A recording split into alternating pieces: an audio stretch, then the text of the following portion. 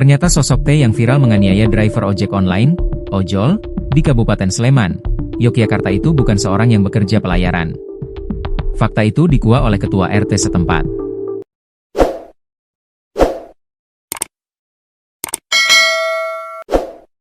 Sebelumnya, kasus T viral karena diduga menganiaya driver ojol di kawasan Dusun Bantulan, Desa Sidoarum, Kecamatan Godean, Kabupaten Sleman, di Yogyakarta.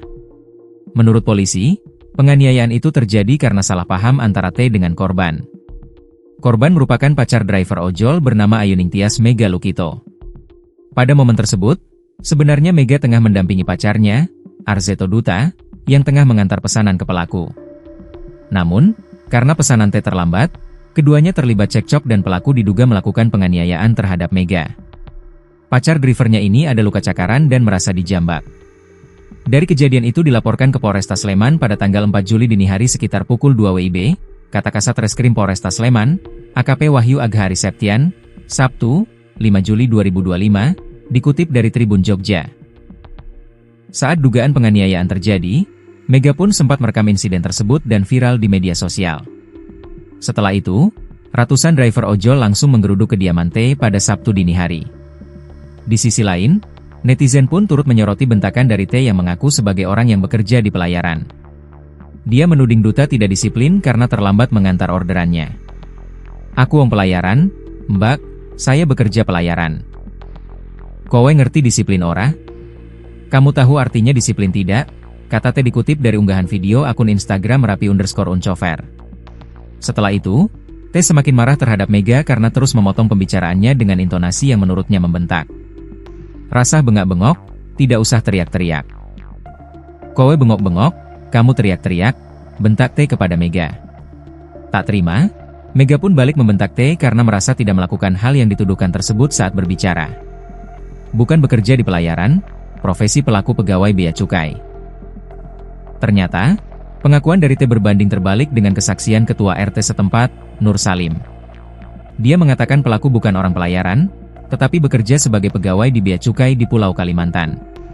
Pada saat peristiwa terjadi, Nur Salim mengungkapkan T baru saja tiba di kediamannya setelah mengambil cuti pulang kampung. Pelayanan, maksudnya. Mungkin karena nadanya tinggi jadi terdengar seperti pelayaran. Beliau kerja di bea cukai, ujarnya. Adapun maksud pulang kampung karena sang ayah baru saja pulang dari ibadah haji.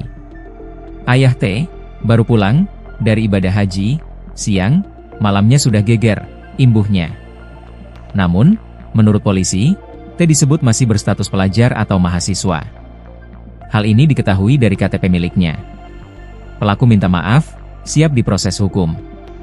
Pasca insiden ini, T pun meminta maaf atas dugaan penganiayaan yang telah dilakukannya.